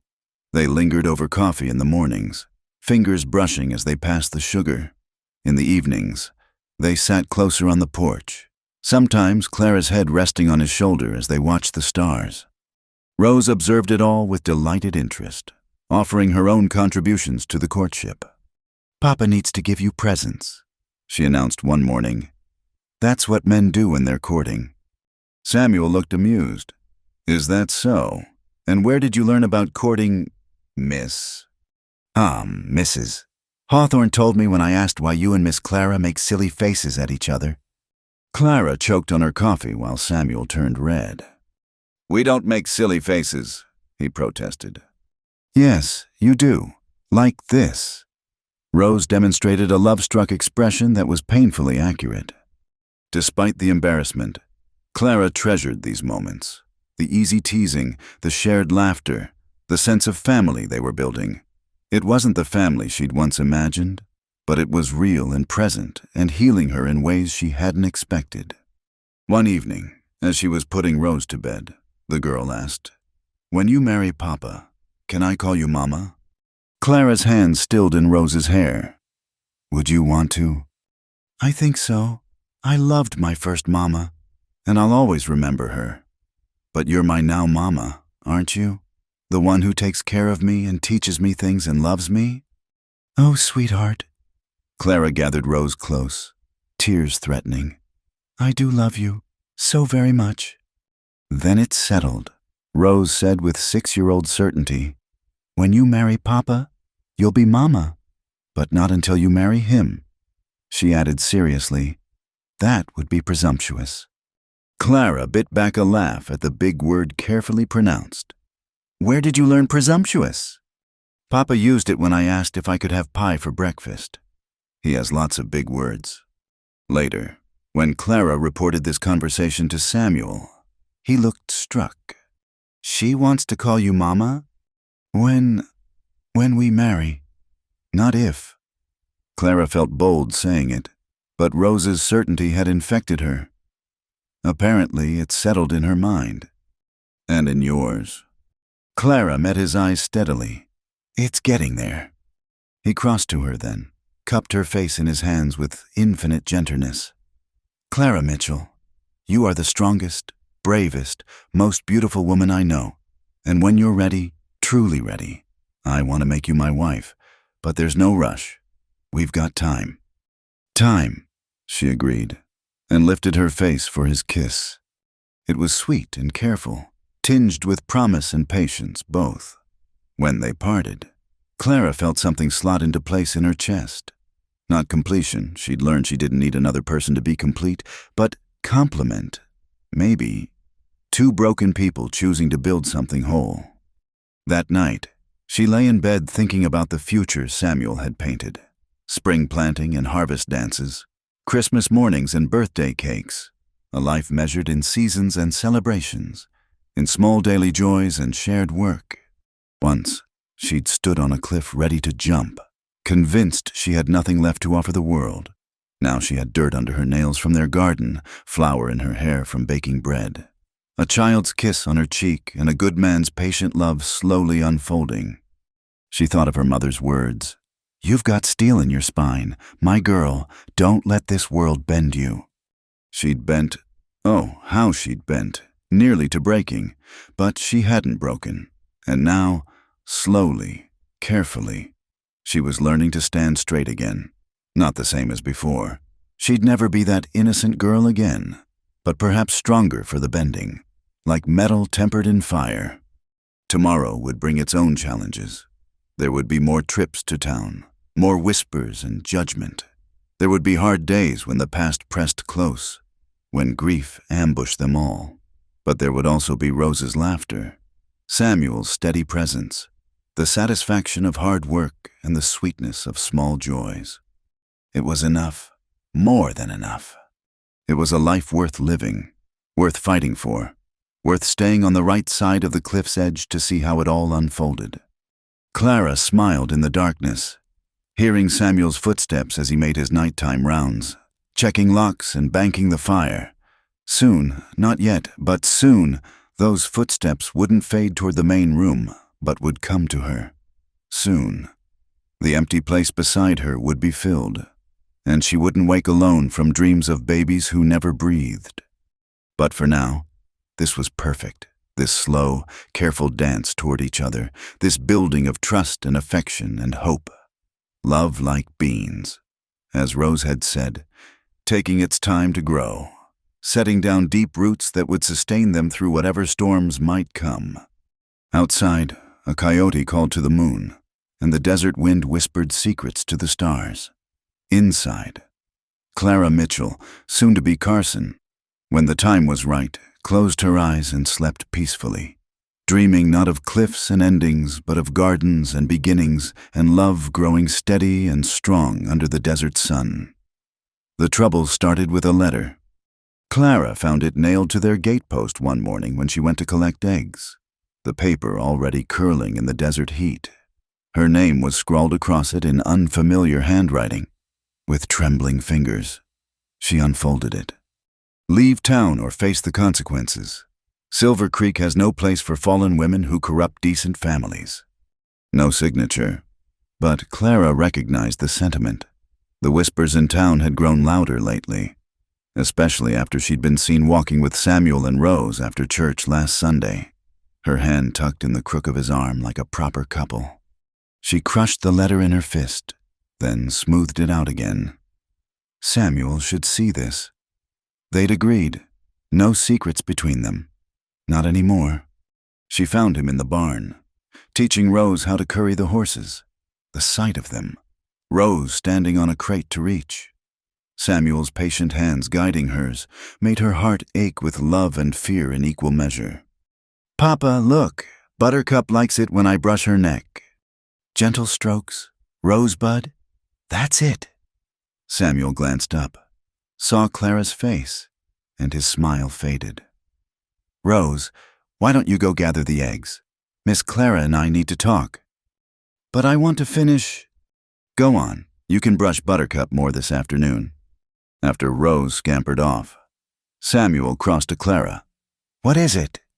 Wordlessly, she handed him the letter. His face darkened as he read, a muscle jumping in his jaw. "When?" "This morning, on the gate." He crumpled the paper, tossed it aside. "Cowards!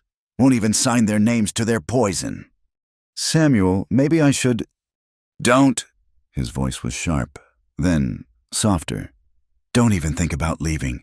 This is your home. Our home. But if they're threatening, let them threaten." He cupped her face in his hands. "Clara, I lost Martha and James to fever. I couldn't fight that, couldn't protect them from illness. But this is just small-minded people with too much time and too little Christian charity. This I can fight." Tears burned her eyes. "I don't want you to have to fight.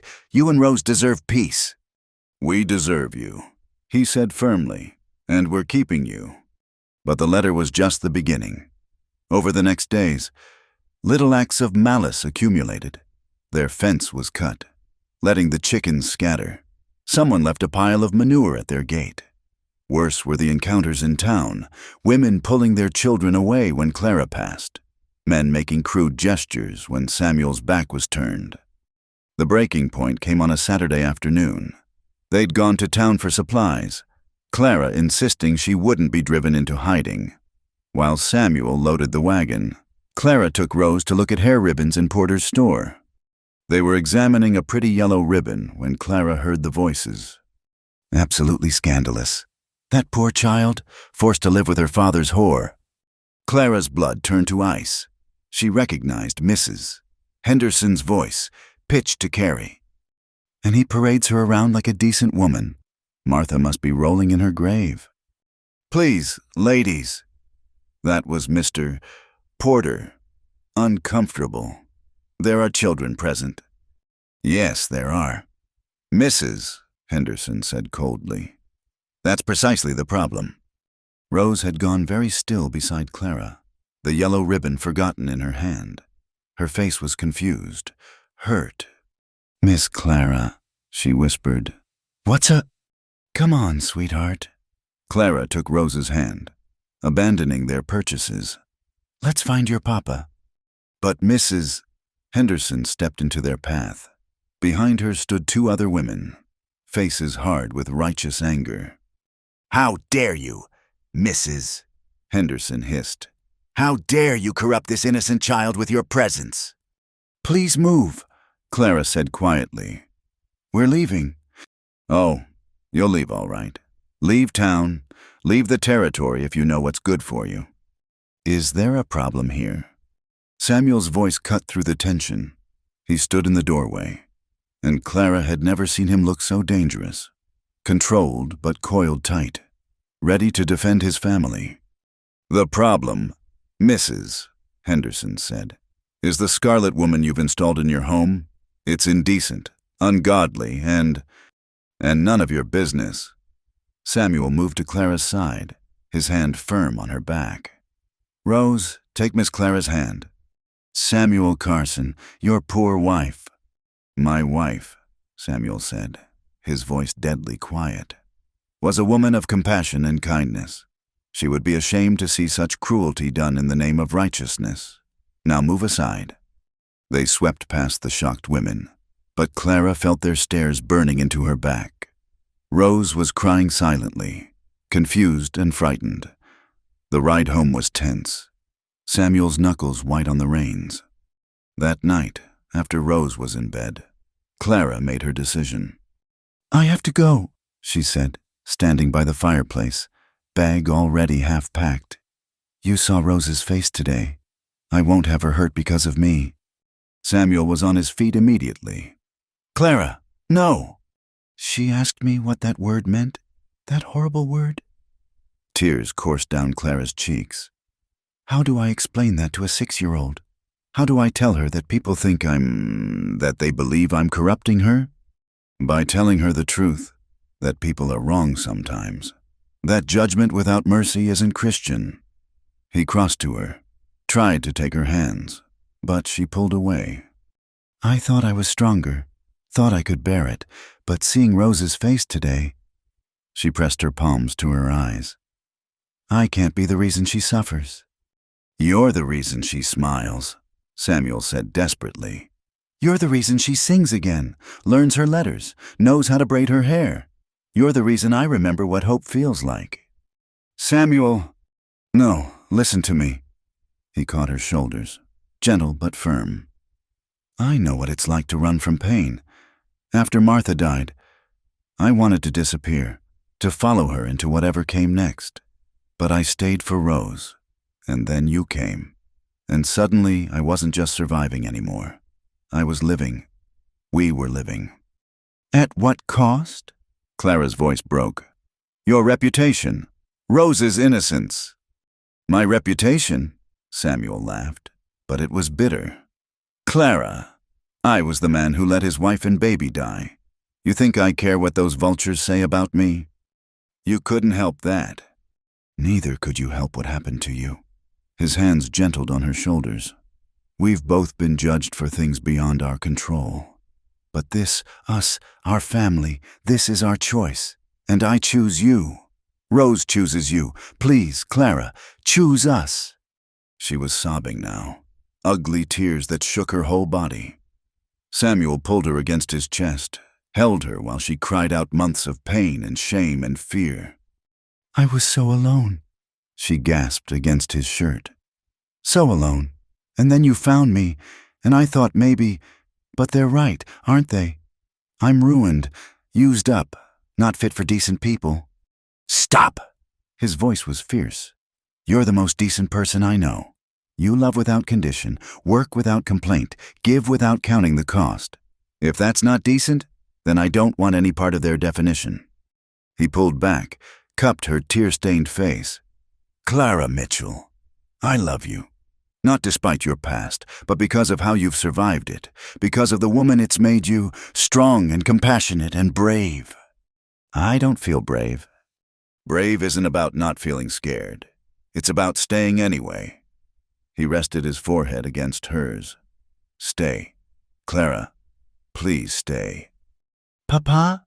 Rose's small voice came from the ladder. Miss Clara? They turned to find her on the bottom rung, tears streaming down her face. Don't go, she whispered to Clara. Please don't go. I'll be good. I promise. I won't ask for so many stories or complain about arithmetic. Oh, sweetheart. Clara crossed to her, gathered her up. This isn't about you being good. You're already the best girl in the world.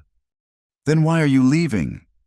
Clara looked helplessly at Samuel, who came to wrap his arms around both of them. She's not leaving, he said firmly. We're a family, and families stick together. But those mean ladies are wrong, Samuel said, and we're going to prove it. How? Samuel met Clara's eyes over Rose's head. By living well, by being happy, by showing them that love is stronger than their hate. The next morning, Clara woke to find her half-packed bag hidden away and fresh wildflowers on the kitchen table. Samuel was making breakfast, humming under his breath. When he saw her, he smiled. Morning. I didn't say I was staying, she said, but without heat. Didn't say you were leaving either. He handed her coffee, black and bitter the way she liked it. Besides, Rose has plans for your day. Something about a tea party with her rabbit. As if summoned, Rose appeared, already dressed and bright-eyed. Miss Clara, you're still here. Still here, sweetheart. Rose threw her arms around Clara's waist. Good. We have too much to do for you to leave. The garden needs weeding, and I need help with my sampler, and Papa's trying to make soap, but I think he's doing it wrong. I am not doing it wrong, Samuel protested. You are, Rose insisted. It's supposed to be soap, not soup. Despite everything, Clara found herself laughing. This was her life. Gentle teasing over breakfast, a child's earnest plans, a man's quiet strength. Was she really going to let cruel gossip steal this from her? All right, she said. Show me this soup-soap situation. They spent the day working together. Samuel and Clara fixing his soap attempt, while Rose helped by getting in the way and asking endless questions. It was ordinary, domestic, perfect. That evening, as Clara tucked Rose into bed, the girl asked, Are you really staying forever? Clara smoothed Rose's hair back. I'm staying as long as you and your papa want me. That's forever then, Rose said confidently. Papa loves you. He told Mr. Hawthorne at the feed store, said he was going to marry you and anyone who didn't like it could eat dust. Clara's heart skipped. He said that. Mr. Hawthorne laughed and said it was about time. Rose yawned. I think so too. After Rose fell asleep, Clara found Samuel on the porch. She sat beside him, closer than usual. Telling folks at the feed store about your intentions? He colored slightly. Word travels. Figured I might as well set the record straight. And what record is that? He turned to face her fully. That I intend to court you proper and marry you when you're ready. That anyone who has a problem with that can take it up with me directly. That you're under my protection, and Rose's too, and we don't take kindly to threats against our own."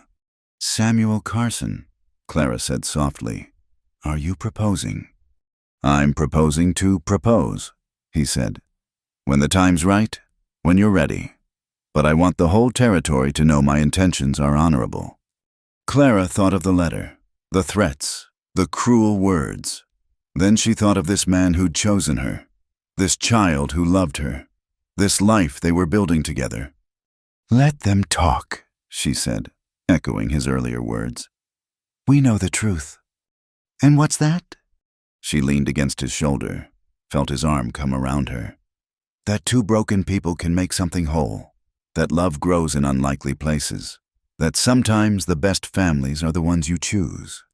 Above them, stars wheeled across the desert sky, ancient and constant. Tomorrow would bring new challenges. There would always be those who condemned what they didn't understand. But tonight, Clara was home. Tonight, she was chosen. Tonight, she was loved. And that was stronger than any threat, truer than any gossip, more enduring than any storm the world could send their way. "Samuel?" she said softly. "When you do propose, the answer's yes." His arm tightened around her, and she felt him smile against her hair. "Good to know." They sat there until the air grew cool, planning a future that no amount of judgment could steal. Behind them, the cabin stood solid and welcoming, filled with the small treasures of their shared life. Before them, the desert stretched endless under stars, beautiful and harsh in theirs. Clara had stood at the edge of a cliff once, ready to jump. Now she stood at the edge of something else entirely, a life rich with purpose, bright with love, strong with the bonds of chosen family. This time, she had no intention of falling. This time, she was ready to fly.